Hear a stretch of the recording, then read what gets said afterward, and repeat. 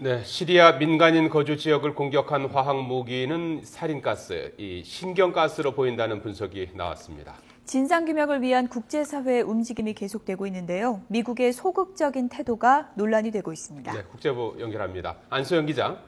네, 국제부입니다. 예, 자, 이번 공격에 사용된 물질이 살인가스인 것으로 보인다면서요? 네, 많은 전문가들이 이번 참극의 희생자에게 나타난 증상으로 미뤄볼 때 살인 등 신경가스 공격이 의심된다고 분석하고 있습니다. 시리아 반군이 공개한 희생자들의 영상을 보면 동공수축과 경련, 호흡곤란과 침물림 등의 증상이 동시에 나타나고 있는데요.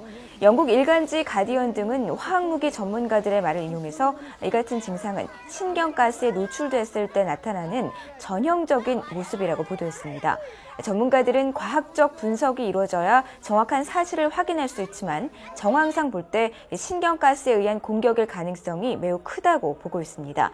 시리아 정부는 현재 살인가스는 물론이고 겨자가스, VX가스 등 다양한 신경가스를 보유하고 있는 것으로 알려졌습니다. 네, 진상규명을 위해서 국제사회도 빠르게 움직이고 있죠. 네, 맞습니다. 시리아 정부가 화학무기 사용 의혹을 전면 부인하고 있는 가운데 유엔이 진상규명에 가장 적극적으로 나서고 있습니다. 반기문 유엔 사무총장은 시리아에 입국한 유엔 조사단이 신속히 조사를 시작할 수 있도록 해달라고 시리아 정부에 요청했습니다.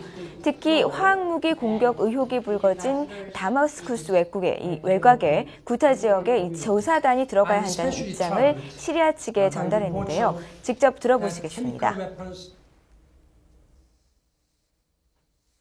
Once again, I call for an immediate investigation of this latest incident. I have called on the Syrian government to extend its full cooperation so that the mission can swiftly investigate this most recent incident. 유엔은 이와 함께 군축 전문가 안젤라 케인을 조만간 시리아에 특사로 보낼 예정입니다. 프랑스 정부도 강경한 입장을 보이고 있는데요.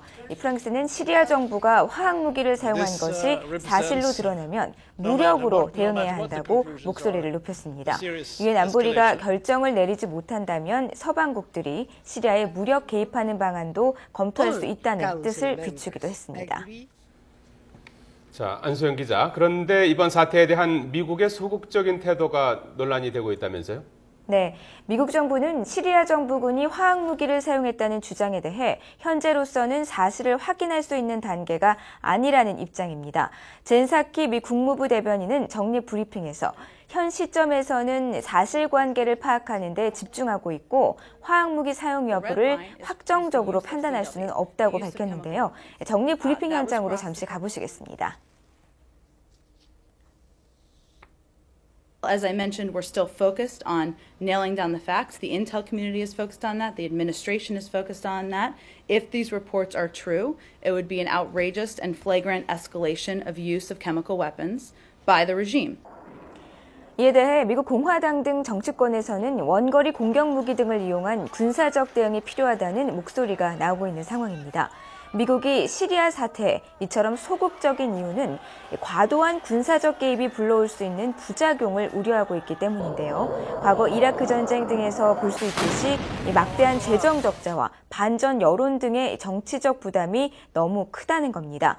미국의 외교 전문지 포린 팔리스는 미국의 이 같은 소극적 외교 정책에 대해 장기적으로 방향은 맞지만 국제사회에서 미국의 리더십은 흔들리고 있다고 지적했습니다. 지금까지 국제부에서 전해드렸습니다.